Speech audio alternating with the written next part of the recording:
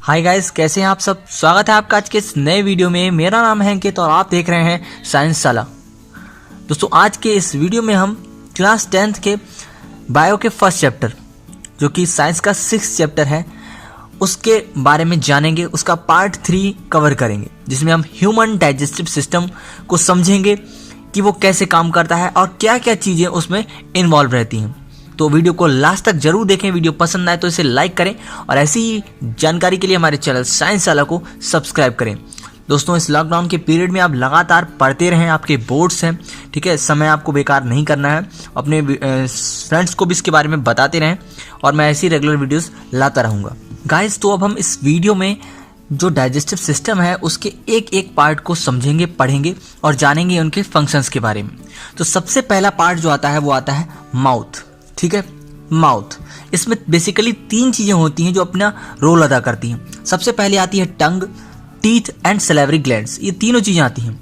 तो सबसे पहले जो हम फूड खाते हैं उसे तोड़ने का काम हमारे टीथ करते हैं, ठीक है। जो हमारे कैनाइन हैं और हमारे अलग अलग तरीके के जो टीथ हैं वो सारे मिलकर खाने को तोड़ते हैं, ब्रेक डाउन करते हैं, ठीक है। उसके बाद हमारे जो मुंह होता है उसमें सैलिवरी ग्लैंड्स प्रेजेंट होती हैं। सैलिवरी ग्लैंड से क्या निकलता है दोस्तों? सलाइवा निकलता है। इस सलाइवा में, जो हम लार बोलते हैं, 3 सैलिवरी ग्लैंड्स होती हैं। इन सलाइवा में एंजाइम पाया जाता है, जिसे हम क्या बोलते हैं? Salivary amylase. Salivary amylase. तो दोस्तों, ये जो सैलिवरी अमाइलेज एंजाइम होता है, ये खाने में प्रेजेंट जो स्टार्च होता है उसका डाइजेशन शुरू कर देता है, ठीक है। तो हम कह सकते हैं हमारे मुंह के अंदर सबसे पहले कार्बोहाइड्रेट्स का डाइजेशन शुरू हो जाता है और इस सलाइवा को हमारे फूड के साथ, टूटे हुए फूड के साथ मिलाने का काम कौन करता है? टंग, ठीक है। ये कौन करती है? मिक्स करती है किसको? सलाइवा को फूड के साथ। और टीथ क्या करते हैं? उसे ब्रेक करते हैं हमारे फूड को छोटे छोटे टुकड़ों में। गाइस, इसके साथ ही हमारी टंग जो है वो खाने को निगलने का काम करती है और उसे ईसोफेगस में पहुंचाती है। ईसोफेगस दोस्तों एक जो है वो फूड पाइप है, जिसकी मदद से खाना हमारे अंदर, जो आगे की जो हमारी एलिमेंट्री कैनाल है, जो पूरी नली है, ग्रास नली है, जो फूड पाइप है, उस तक ले जाने का काम करती है। तो ईसोफेगस की जो मसल्स होती हैं, उसकी जो वॉल होती हैं, वो इस तरीके की होती हैं कि खाना जो है वो आसानी से अंदर की ओर जा सके। तो इसी के साथ जो अगला नंबर आता है वो आता है स्टमक का। ये हमारे जो एलिमेंट्री कैनाल है उसका सबसे इम्पोर्टेंट पार्ट है। काफ़ी बड़ी चीज़ें यहाँ पर होती हैं। उनमें कौन कौन सी चीज़ें पार्टिसिपेट करती हैं, आइए देखते हैं। दोस्तों, सबसे पहला नंबर आता है म्यूकस का, फिर आता है HCl का और तीसरा नंबर आता है पेप्सिन एंजाइम का, ठीक है। दोस्तों, समझ लेते हैं कि एंजाइम्स क्या होते हैं। एंजाइम्स दोस्तों जो होते हैं वो होते हैं बायोकेमिकल कैटलिस्ट। कैटलिस्ट एक ऐसे सब्सटेंसेस होते हैं जो किसी भी केमिकल रिएक्शन की स्पीड को चेंज कर सकते हैं, चाहे वो स्पीड को बढ़ा दें, चाहे घटा दें या फिर रोक दें, ठीक है। तो एंजाइम्स का ये काम होता है। तो हमारी बॉडी में क्या हो रही हैं? बायोकेमिकल रिएक्शंस हो रही हैं। तो बायोकेमिकल कैटलिस्ट की तरह ही काम करते हैं एंजाइम्स, जो हमारे खाने के डाइजेशन को तेज कर देते हैं। अगर ये एंजाइम्स अपना काम सही से ना करें या सीक्रेट ना हो हमारी बॉडी में, तो हमारे खाने का डाइजेशन होने में लगभग 48 घंटे लग जाए। और जो हमारे एंजाइम्स होते हैं वो हमारे खाने का डाइजेशन लगभग 2 से 3 घंटे में अच्छी तरीके से करना शुरू कर देते हैं, ठीक है।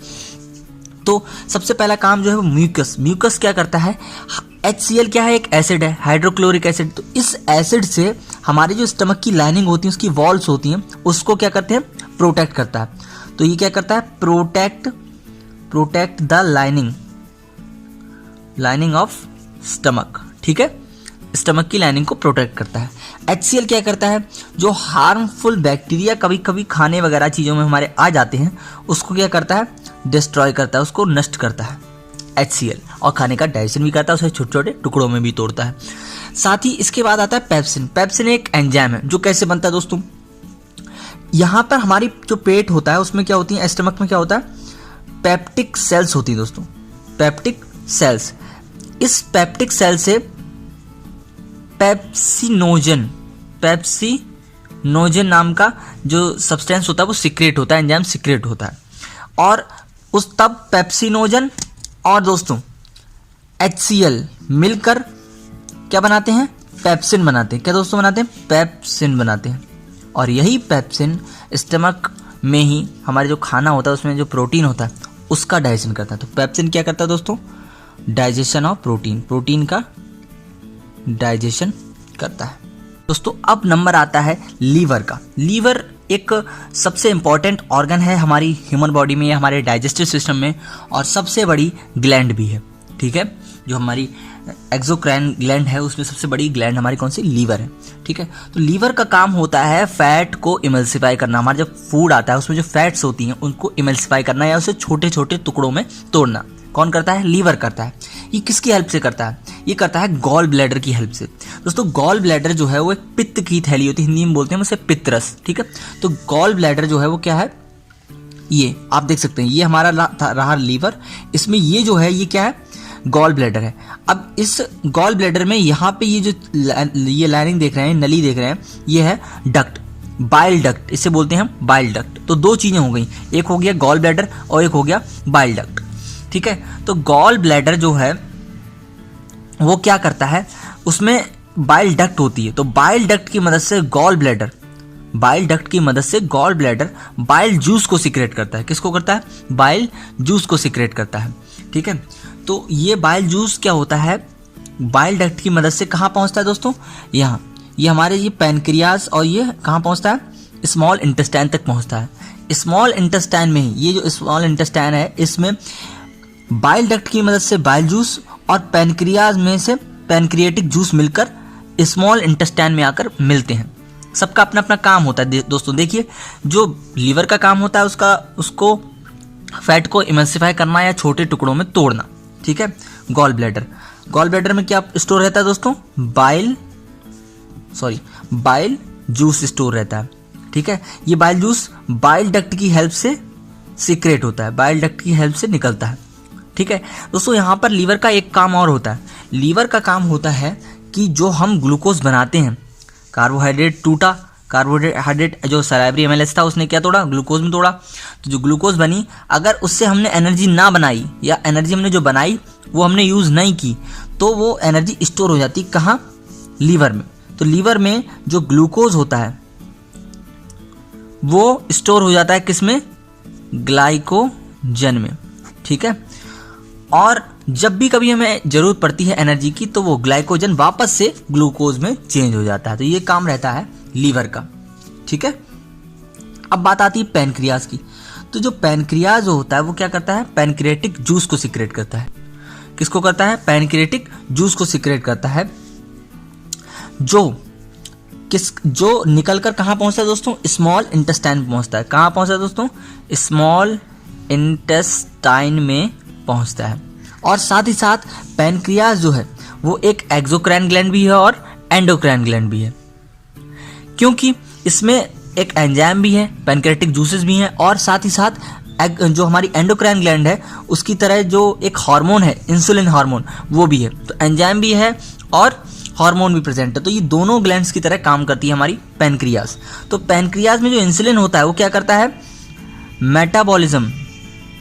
Metabolism of carbohydrate. ठीक है, मेटाबॉलिज्म ऑफ कार्बोहाइड्रेट को कंट्रोल करता है। बॉडी में जो ग्लूकोज की मात्रा होती है या ब्लड में जो ग्लूकोज का लेवल होता है वो मेंटेन करता है इंसुलिन। तो जब भी किसी को डायबिटीज हो जाती है तो उसे इंसुलिन के इंजेक्शन दिए जाते हैं ताकि उसकी बॉडी में या ब्लड में जो ग्लूकोज है उसका लेवल मेंटेन रहे। ठीक है, तो ये रहा पैनक्रियाज का रोल। अब चलते हैं अपने स्मॉल इंटेस्टाइन पे। तो हमने जाना था कि लीवर से बाइल जूस और पैनक्रिएटिक जूस दोनों आके मिलके स्मॉल इंटेस्टाइन तक पहुंचते हैं, और इस स्मॉल इंटेस्टाइन में 3 एंजाइम प्रेजेंट होते हैं जिसकी मदद से यहाँ पर कार्बोहाइड्रेट्स, फैट्स एंड प्रोटीन्स तीनों का कंप्लीट डाइजेशन हो जाता है। तो यहाँ पर ट्रिप्सिन जो होता है वो किसका करता है दोस्तों? ये करता है प्रोटीन का। किसका करता है दोस्तों? प्रोटीन का। लाइपेज जो होता है वो फैट का डाइजेशन करता है। एमाइलेज जो होता है वो कार्बोहाइड्रेट का डाइजेशन करता है। ठीक है, तो तीनों तरीके का डाइजेशन यहाँ पर कंप्लीट हो जाता है स्मॉल इंटेस्टाइन में। ये स्मॉल इंटेस्टाइन इसका नाम है, छोटी ग्रंथि बोलते हैं, छोटी आंत बोलते हैं, सॉरी से छोटी आंत। लेकिन इसका साइज जो होता है वो काफ़ी बड़ा होता है। इसका साइज लार्ज इंटेस्टाइन से बड़ा होता है, और अलग अलग एनिमल्स में इसका साइज उनकी लंबाई और उनके डाइजेशन और उनका जो फूड होता है उस पर डिपेंडेंट होता है। ठीक है, ये वेरी करता है। ठीक है, तो अब जानते हैं स्मॉल इंटेस्टाइन के बारे में। यहाँ पर ये जो एंजाइम है ये तीनों का डाइजेशन कर देते हैं। तो अब डाइजेशन होने के बाद जो हमारी स्मॉल इंटेस्टाइन होती है, हमने ये बना रखी है, ठीक है, छोटा सा पार्ट बना रखा है, ये स्मॉल इंटेस्टाइन होती है। इस स्मॉल इंटेस्टाइन में इसकी दीवारों में कैसा होता है, फिंगर लाइक प्रोजेक्शन होता है, फिंगर लाइक प्रोजेक्शन होता है। और इस प्रोजेक्शन के दोनों तरफ ब्लड वेसल्स आकर अटैच होती हैं जिनमें ब्लड फ्लो हो रहा होता है। और स्मॉल इंटेस्टाइन तक कंप्लीट डाइजेशन होने के बाद जो न्यूट्रिएंट्स होते हैं हमारे खाने में वो अलग अलग हो जाते हैं, जैसे कि carbohydrate, protein, fats, amino acids, जो भी सारी चीज़ें हैं वो टूट चुके होते हैं। और इन जो ये फिंगर लाइक प्रोजेक्शन होता है जिसे हम बोलते हैं विलाई, इन विलाई की मदद से वो एब्जॉर्ब हो जाते हैं, एब्जॉर्ब होके ब्लड वेसल्स तक पहुंच जाते हैं, जिससे कि हमारे न्यूट्रिएंट्स ब्लड की मदद से हमारी बॉडी के बाकी सारे सेल्स, ऑर्गन और टिश्यूज तक पहुंचते हैं और हमारा शरीर ग्रो होने लगता है। ठीक है, तो इस तरीके से हम कह सकते हैं स्मॉल इंटेस्टाइन में कार्बोहाइड्रेट्स, फैट्स और प्रोटीन का कंप्लीट डाइजेशन होता है। उसके साथ साथ हमारी बॉडी में न्यूट्रिएंट्स का अब्जॉर्प्शन भी स्मॉल इंटेस्टाइन में ही होता है। गाइस, अब ये तो हो गई हमारी स्मॉल इंटेस्टाइन की बात। अब आती है बात हमारी लार्ज इंटेस्टाइन पे। ठीक है, लार्ज इंटेस्टाइन पे, तो लार्ज इंटेस्टाइन में अगर हम अब्जॉर्प्शन की बात करें, इसमें भी अब्जॉर्प्शन होता है। इसमें किसका होता है, इसमें जो होता है अनडाइजेस्टेड फूड भी रहता है, डाइजेस्टेड फूड भी रहता है, साथ ही साथ वाटर का अब्जॉर्प्शन भी इसमें होता है। और जो हम मेडिसिन वगैरह लेते हैं, ठीक है, उसका अब्जॉर्प्शन भी लार्ज इंटेस्टाइन में ही होता है, वो हमें देखने को मिलता है। अब बात आती है अपेंडिक्स की। छोटा सा नीचे एक छोर पर लटका हुआ भाग अपेंडिक्स कहलाता है। अगर इसके वर्क की बात करें तो इसका वर्क अभी तक पूरी तरीके से क्लियर नहीं है, लेकिन लोग कहते हैं, या साइंटिस्ट का मानना है, विशेषज्ञों का मानना है कि इसका काम जो होता है वो हमारे लिए बेनिफिशियल बैक्टीरिया को स्टोर करके रखना होता है। और जब भी कभी हम किसी बड़ी बीमारी से जीत जाते हैं या उससे रिकवर करते हैं तो हमारी बॉडी को दोबारा से रिस्टोर करने में काफ़ी हेल्प करता है। तो ये हमारे बॉडी की रिस्टोरेशन प्रोसेस में काफ़ी हेल्प करता है। ठीक है, अब बात आती है एनएस की।